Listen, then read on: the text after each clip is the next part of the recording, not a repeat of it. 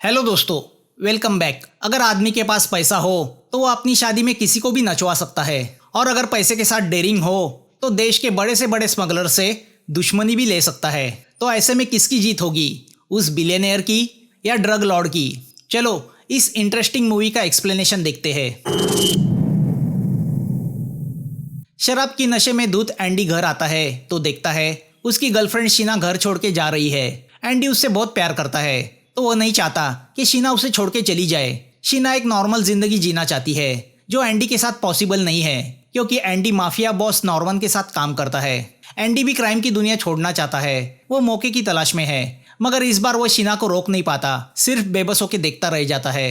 Hong Kong में drugs हर pub और night club में पहुंच चुका है और नॉर्मन ड्रग्स से नफरत करता है। तो जब उसे पता चलता है कि उसका एक खास आदमी डैनी ड्रग्स को बेचने का काम करता है, तो वो उसे एंडी के जरिए उठवाता है। नॉर्मन उससे कहता है कि वो सब नशा बर्दाश्त कर सकता है मगर ड्रग्स नहीं। डैनी उसे समझाने की कोशिश करता है कि वो ड्रग्स नहीं बेच रहा था, उसके क्लब की आड़ में कोई और ही काम कर रहा है, मगर नॉर्मन नहीं सुनता। तो डैनी की कई मिन्नतों के बावजूद वह एंडी को डैनी की उंगलियां काटने बोलता है। एंडी न चाहते हुए भी अपने दोस्त की उंगलियां काट देता है। नॉर्मन एंडी को अपनी गैंग से निकाल देता है। एंडी डैनी को हॉस्पिटल छोड़ता है, मगर शरीर से ज्यादा डैनी मन से घायल हुआ है। एंडी उसे काटी हुई उंगलियां जोड़ने के लिए देता है, मगर डैनी उसे डस्टबिन में फेंक देता है और हांगकांग का सबसे बड़ा ड्रग लॉर्ड बनने का फैसला करता है। यहाँ नार्कोटिक ब्यूरो का इंस्पेक्टर लैम अपनी टीम के साथ डैनी के नाइट क्लब पे छापा मारता है, जिसमें उसकी इंस्पेक्टर वाइफ चिंग मारी जाती है। एंडी के डैडी की मौत भी ड्रग्स की वजह से हुई है, तो वह फैसला करता है कि वह क्राइम की दुनिया छोड़ के एक अच्छी जिंदगी गुजारेगा। वह गैंग छोड़ने का अपना फैसला नॉर्मन को बताता है। नॉर्मन भी बड़े दिल से उसे गैंग छोड़ने की परमिशन देता है। अब एंडी स्टॉक मार्केट में अपनी किस्मत आजमाने का फैसला करता है, तो दूसरी ओर डैनी नशे की फैक्ट्री शुरू करता है और प्योर हाई क्वालिटी का माल बनाने में कामयाब होता है। एंडी फाइनेंशियल मार्केट को स्टडी करने लगता है। फाइनेंशियल एक्सपर्ट इवा का वर्कशॉप अटेंड करता है, वो उससे पहचान बना लेता है। दूसरी ओर इंस्पेक्टर लैम अपनी ड्रग्स स्मगलरों के खिलाफ की मुहिम और भी स्ट्रॉन्ग कर देता है। वो उनके अड्डों पे छापा मारता है। 15 साल गुजरते हैं। अब डैनी हांगकांग की अंडरवर्ल्ड का बेताज बादशाह बन गया है, तो एंडी भी कामयाबी का आसमान छू रहा है। वो युवा से शादी करता है। लैम की लड़की नैन्सी भी हाई स्कूल से पास आउट होती है। एंडी की शून होल्डिंग कंपनी स्टॉक मार्केट में लिस्टेड हो जाती है, जो डबल प्रॉफिट कमाने लगती है। देखते देखते एंडी बिलियनर बन जाता है। उसकी गिनती हांगकांग के सबसे अमीर लोगों में होने लगती है। नैन्सी अपनी माँ चिंग को नहीं भूली। एंडी भी अपनी एंटी नार्कोटिक एक्टिविटीज के जरिए हर साल 200 मिलियन का डोनेशन देता है। एंडी न्यूज वालों को बताता है कि वह ऐसे मोहल्ले में पला बड़ा है जहां ड्रग्स की वजह से पूरी फैमिलियां बर्बाद हो रही थी, इसलिए वह इस जहर के अंजाम से भली भांति परिचित है और वह हांगकांग से ड्रग्स की जड़ें उखाड़ के ही रहेगा। जो बात डैनी न्यूज के जरिए देखता है और उसे हंसी में उड़ा देता है। डैनी मीट इंपोर्ट के आड़ में अपना ड्रग्स का धंधा चला रहा है। यहाँ एक दिन एंडी को शीना का लेटर मिलता है, जो फिलीपीन में है। लेटर से एंडी को पता चलता है कि शीना को उससे डेको नाम का एक लड़का भी है। जब वह एंडी को छोड़ के गई थी तब वह प्रेग्नेंट थी। शीना को लास्ट स्टेज कैंसर है, तो वह चाहती है कि एंडी अपने बेटे डेको को अपनाए। डेको पूरी तरह से ड्रग एडिक्ट है। शीना का खत पढ़ के एंडी फिलीपींस पहुंचता है, मगर शीना की डेथ हो चुकी है। एंडी उस गरीब बस्ती में जाता है जहां डेको रहता है। डेको की तलाश करते हुए वह उस बिल्डिंग की छत पे जाता है, मगर डेको पूरी तरह नशे में है। एंडी उसे समझाने की कोशिश करता है, मगर डेको ऊपर से नीचे गिर के मर जाता है, जिससे एंडी शॉक हो जाता है। ड्रग्स ने उसके बेटे की जान ली थी। एंडी को पता चलता है कि ड्रग्स ने फिलीपींस को पूरी तरह से बर्बाद कर दिया है, तो अब एंडी शीना और डेको के नाम से वहां रिहैब सेंटर बांधने का फैसला करता है। दूसरी ओर इवा को पता चलता है कि उसकी प्रेगनेंसी को लेके बहुत सारे कॉम्प्लिकेशंस हैं, तो उसका मां बनना मुश्किल है, जिससे इवा डिप्रेस होती है। मगर एंडी का दिल ना टूटे, इसलिए वो ये बात उससे छुपाती है। अपने बेटे को ड्रग्स से खो चुका एंडी जान जाता है कि जब तक ड्रग्स को बनाने वाले शहर में खुलेआम घूम रहे हैं, ये किस्सा खत्म नहीं होगा। दूसरी ओर लैम भी छोटे मोटे ड्रग्स पेडलर को पकड़ने में लगा है, मगर उससे क्या होगा, एक जाएगा तो दूसरा आएगा। तभी लैम को उसके अंडरकवर एजेंट से पता चलता है कि आज रात को ड्रग्स के एक बड़े कंसाइनमेंट की डिलीवरी होने वाली है। ड्रग्स 100 मिलियन का है और डीलिंग अब्बास और मुल्तान के बीच होने वाली है। तो दूसरी ओर नैन्सी कंपटीशन के लिए ड्रग्स के ऊपर शॉर्ट फिल्म बनाने में लगी है। यहाँ कोई पुलिस के डेटाबेस को हैक करता है। डेटाबेस में हांगकांग के सब ड्रग डीलर की लिस्ट है। वह खबर सुन के लैम शॉक होता है। कमिश्नर से उसे पता चलता है कि वह जो कोई है बिग शॉट होगा, और वो कोई और नहीं एंडी है। अब एंडी अपने पुराने दोस्त मिंग के साथ मीटिंग करता है, जो आर्मी में काम कर चुका है। एंडी ने अपनी सीक्रेट आर्मी बनाने का फैसला किया है जो इन ड्रग स्मगलरों को खत्म करेगी। मिंग भी एंडी के इस एंटी ड्रग मिशन में शामिल होता है। एंडी के पास पैसों की कोई कमी नहीं, तो वह मिंग को सब तरह की हेल्प करने का प्रॉमिस करता है। लिस्ट में डैनी का नाम भी है जो कभी एंडी का सबसे अच्छा दोस्त था। रात को उस जगह लैम की पुलिस टीम अब्बास के इन स्मगलरों पे नजर रखे हुए है। ड्रग्स से भरा हुआ ट्रक पहुंच जाता है। अब्बास के लोग उसे रिसीव करने जाते हैं। दूर कहीं बैठे अब्बास और मुल्तान डिलीवरी के कंफर्मेशन का इंतजार कर रहे हैं। तभी साइड पे इन स्मगलरों पे नकाब पहने हुए कुछ लोग हमला करते हैं, तो अब पुलिस भी इस वॉर में शामिल हो जाती है। चारों पार्टियों के बीच धुआंधार गन फायरिंग शुरू होती है। तो यहाँ अब्बास भी सिचुएशन को देख के मुल्तान को पैसे देने से इनकार करता है। तो अब इस बात पे अब्बास और मुल्तान के बीच गन फायरिंग शुरू होती है।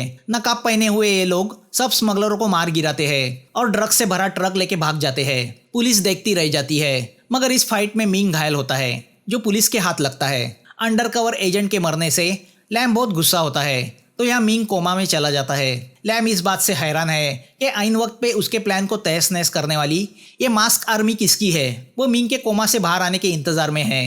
कमिश्नर को लगता है कि ये दो गैंगस्टर के बीच की गैंग वॉर है, तो उनका शक डैनी पे जाता है जो हांगकांग का ड्रग लॉर्ड बनने के सपने देख रहा है। यहाँ बहुत सालों बाद एंडी और नॉर्मन सीक्रेटली एक दूसरे से मिलते हैं। एंडी की तरक्की से नॉर्मन बहुत खुश है, मगर डैनी के ड्रग साम्राज्य को फैलता हुआ देख के वो टेंशन में है। यहाँ किसी नाइट क्लब में हांगकांग के ड्रग सिंडिकेट की मीटिंग होती है जिसमें लीजा, चैको, रॉकी और डैनी शामिल है। जिस तरह अब्बास का 100 मिलियन का माल किसी अनजान मास्क पहने हुए लोगों ने चुराया है, उससे सब टेंशन में है, क्योंकि जो अब्बास के साथ हुआ है वो कल उनके साथ भी हो सकता है। सबको डैनी पे शक है। डैनी कहता है कि अगर उसने वो माल चुराया होता तो वो बेझिझक मान लेता।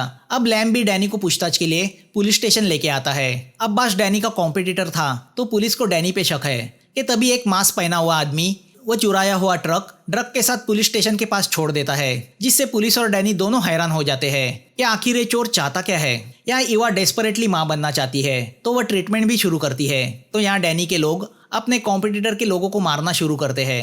एंडी के निशाने पे डैनी और लीजा है, तो वह अपनी आर्मी के जरिए इन दोनों के ड्रग डीलरों को मारना शुरू करता है। उनकी ड्रग की फैक्ट्रीज बर्बाद करना शुरू करता है, जिसमें डैनी का काफी नुकसान होता है। यहाँ लैम और उसकी पुलिस टीम अब्बास की तलाश में उसके छुपे ठिकानों पे पहुंच जाती है, मगर जब वह वहां पहुंचती है तो देखती है किसी ने अब्बास को ड्रग्स का ओवरडोज देके मार दिया है और मैसेज छोड़ा होता है कि ड्रग्स लॉर्ड का यही हाल होने वाला है। अब्बास की इस तरह मौत से ड्रग सिंडिकेट में खौफ फैल जाता है। वह समझ नहीं पा रहे इसके पीछे कौन है। लीजा डर रही है कि अगला नंबर उसका हो सकता है। सब एक दूसरे पे शक करने लगते हैं। डैनी उनसे कहता है कि एक मास्कमैन को पुलिस ने पकड़ा है, उससे पता चल सकता है कि इसके पीछे कौन है। कि तभी यहाँ हॉस्पिटल में वो मास्कमैन यानी मिंग कोमा से बाहर आता है। उससे पूछताछ करने लैम हॉस्पिटल आता है।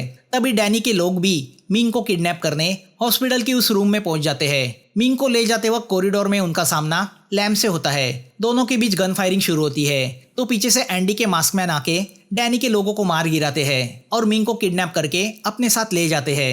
किसी अनजान जगह मिंग को लाया जाता है, जहाँ एंडी मिंग को $1 मिलियन का बैग थमाता है और उससे कहता है कि उसने उसका ब्राजील जाने का बंदोबस्त किया है। दोनों एक दूसरे को गुड बाय करते हैं। मिंग की इस तरह किडनैपिंग से डैनी बौखला जाता है।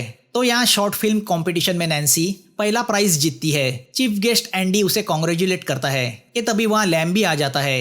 एंडी लैम के काम को सराहता है। वो उससे कहता है कि उन दोनों को साथ मिलकर काम करना चाहिए, मगर लैम जानता है कि एंडी भी कभी गैंगस्टर हुआ करता था, तो वह एंडी से हाथ नहीं मिलाता। या हॉर्स रेसिंग के दरमियान एंडी और डैनी की मुलाकात होती है। दोनों के हॉर्स रेसिंग में हिस्सा लेने वाले हैं। डैनी उसे धमकी देता है कि वो अब तक उसकी कटी उंगलियों को नहीं भूला और जिस ड्रग्स को लेके उसकी उंगलियां काटी गई है वो उस ड्रग्स को हांगकांग के कोने कोने में पहुंचाएगा। तो अब एंडी भी उसे धमकी देता है कि जो ड्रग्स का धंधा करेगा वो उसे खत्म कर देगा। डैनी उससे कहता है कि अब तुम गैंगस्टर नहीं रहे, बिजनेसमैन हो गए हो। उस पर एंडी उससे कहता है once a gangster always a gangster. या रेसिंग में एंडी का हॉर्स डैनी के हॉर्स को पछाड़ के जीत जाता है, जिससे डैनी बौखला जाता है और एंडी के उस हॉर्स की टांग काट देता है। तो अब एंडी फैसला करता है कि डैनी को खत्म किए बगैर ये वॉर खत्म नहीं होगा। तभी उसे नॉर्मन के मौत की खबर मिलती है। वो घर आके युवा से कहता है कि उसके अंकल नॉर्मन जो कभी माफिया बॉस थे उनकी डेथ हुई है, तो उनके फ्यूनरल पे जाना हमारा फर्ज बनता है। एक बड़े बिजनेसमैन को माफिया की फ्यूनरल में देख के न्यूज मीडिया सरप्राइज होती है कि वहाँ एंडी का सामना डैनी से होता है। तो डैनी और लैम की आपस में टसन होती है, मगर एंडी बड़ी खूबी से सिचुएशन को संभाल लेता है। वहाँ जमा हुए न्यूज मीडिया से डैनी कहता है कि एंडी भी कभी ड्रग सप्लायर था जो अब एंटी ड्रग कमेटी का प्रेसिडेंट बनके दुनिया को बेवकूफ बना रहा है। तो अब ईवा डैनी को धमकी देती है कि इस बात पे वो उस पे केस कर सकती है। डैनी ईवा से और मीडिया से कहता है कि अगर उन्हें उसकी बातों पे यकीन नहीं है तो वो 15 साल पहले की न्यूज़पेपर छान मार सकते हैं। रात को ईवा एंडी से पूछती है कि वो खुद बता दे उसने और क्या क्या राज छुपा के रखे हैं। एंडी उससे कहता है कि उसने उससे कुछ नहीं छुपाया। तो अब ईवा उससे कहती है कि वह जान चुकी है कि एंडी की पहले भी एक शादी हो चुकी है जिससे उसे एक बेटा है, जिसके सबूत वह एंडी को देती है।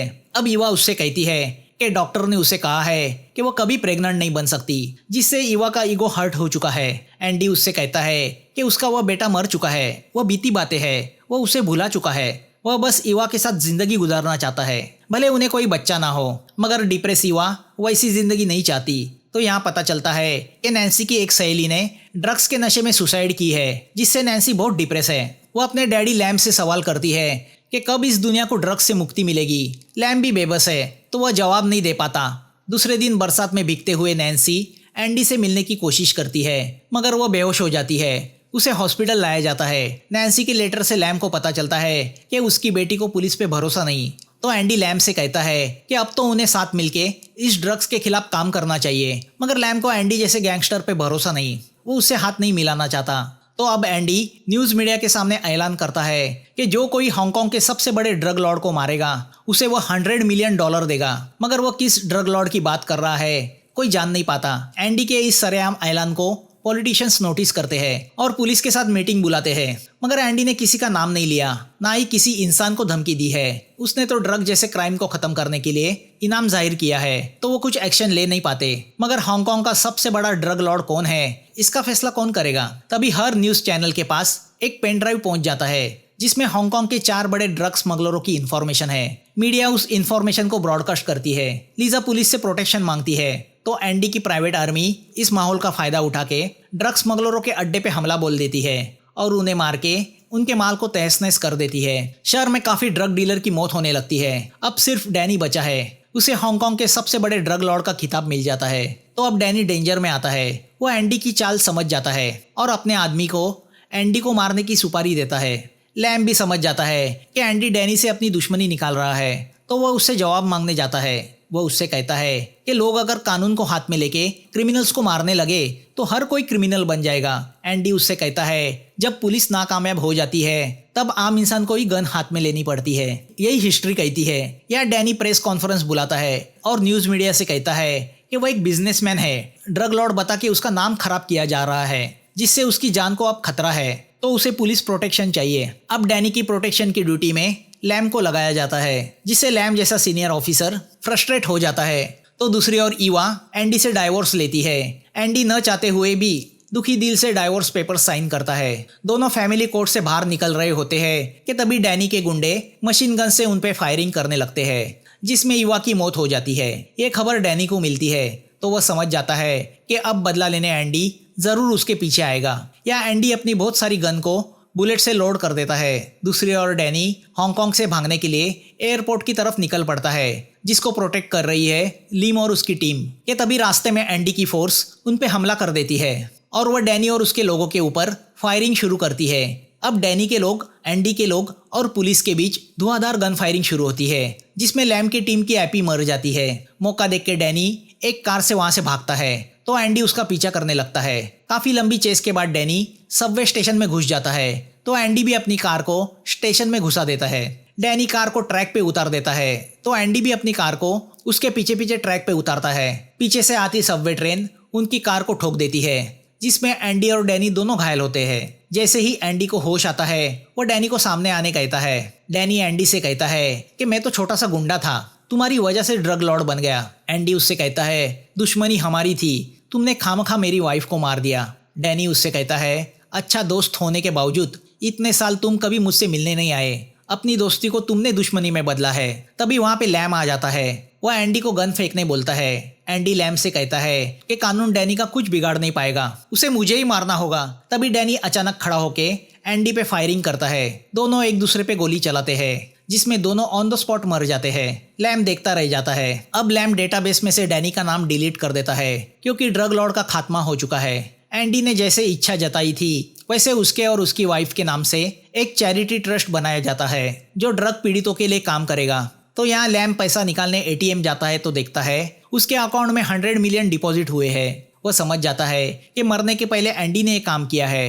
दूसरी ओर फिलीपींस में शीना और डेको के नाम से रिहैब सेंटर बनाया जाता है जैसे एंडी की इच्छा थी। मूवी यहाँ खत्म होती है। दोस्तों, एक्सप्लेनेशन अच्छा लगा हो तो लाइक, शेयर और सब्सक्राइब करना मत भूलना। फिर मिलेंगे नई मूवी के साथ। Thanks for watching.